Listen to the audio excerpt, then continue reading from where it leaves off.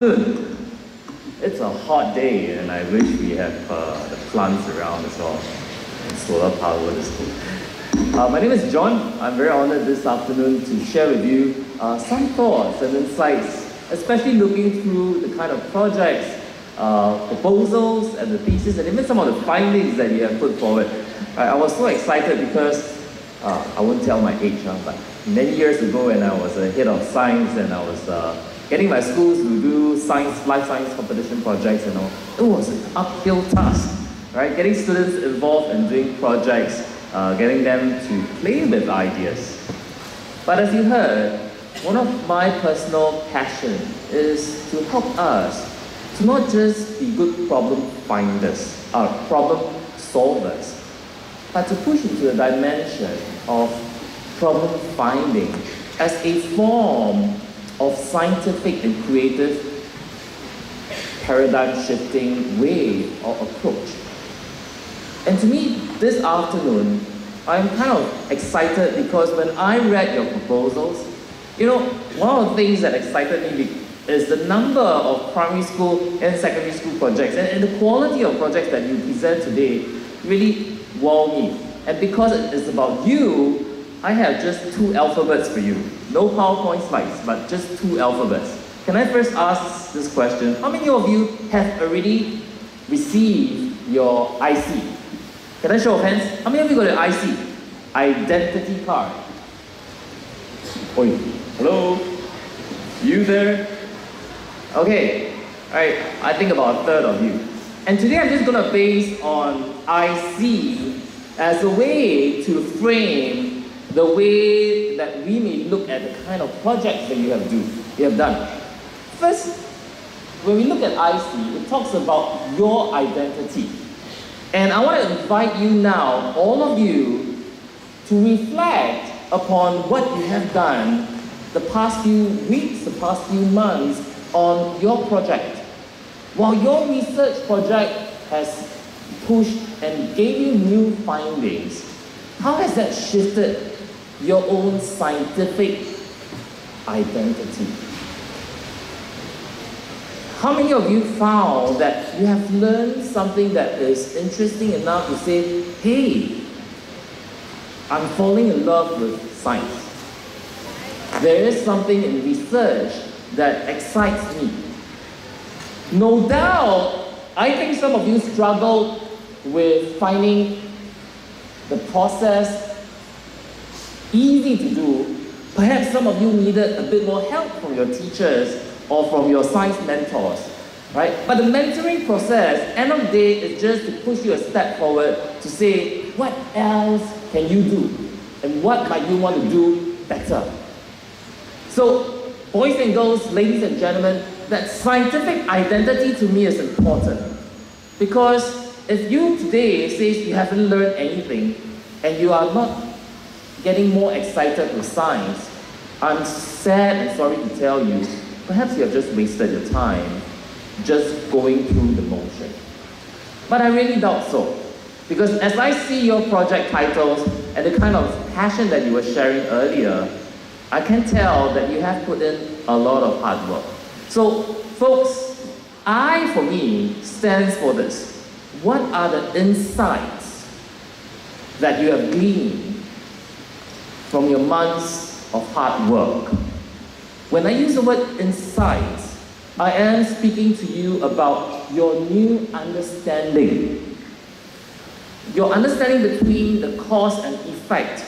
That when you do something that you get new ideas, that there were certain results that got you thinking that, hey, the interventions that you have implemented, the way that you design processes, the way that you change the variables, created effects that cause you to wonder. To me, insights is important as part of your reflection. Because if I say that in terms of your identity as a science student, the excitement should come from the practical knowledge of doing the scientific process. No scientific action or experiment is complete if you do not spend time to reflect and question And that's why as I look at some of the hypotheses, some of the initial ideas that you had, I'm very, very excited because the insights came as a trigger from your question. And these questions are very authentic, they are very real. For example, our friends from Vietnam, they came from the agricultural background. Our students from Hougang Sec, the way that you look at the everyday use of our plants, of fruits, of fridge. And of course from the kids, Hougang Primary, and our kids from Payne Primary, the fact that we are living in a hot place, that itself, your environment gave you questions, challenged you to think, is there a better way to deal with that? And to me, this is a way of identifying new problems from our surrounding, from things that mean something to you, and from around us to say, what are the issues and the challenges that you face every day?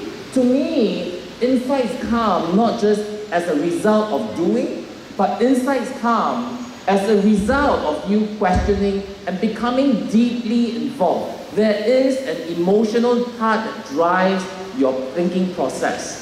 That scientific inquiry process comes also because there's a value to that new understanding that you have gotten. I want to ask you, besides your PowerPoint slides, besides the posters, besides your artifacts, besides your prototypes, what other values are there to doing all of these? If I ask you, what new insights have you gotten? I am happy to say that in the second group, for example, the Payne Primary School, after they came out with their question, what they did was to show us the list of hypotheses, the list of ones, the list of anticipated responses, the list of questions that they might have with regard to the same thing. And to me, this is the powerful part of insights, collective insights. Because no science research really is all about one single person. The ideas either come from surrounding or in our school environment, ideas come with working in a group. If two people have the same ideas, then I'll just say it's a duplication of ideas.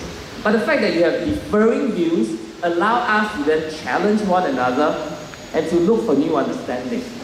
And to me, I think this is where the aha really is situated in. Let me talk about my own research. Long time ago, more than 20 years ago, actually I'm only 23 years old, more than long time ago, I did my honors year research on this creature called Americana meditera. You know what that is?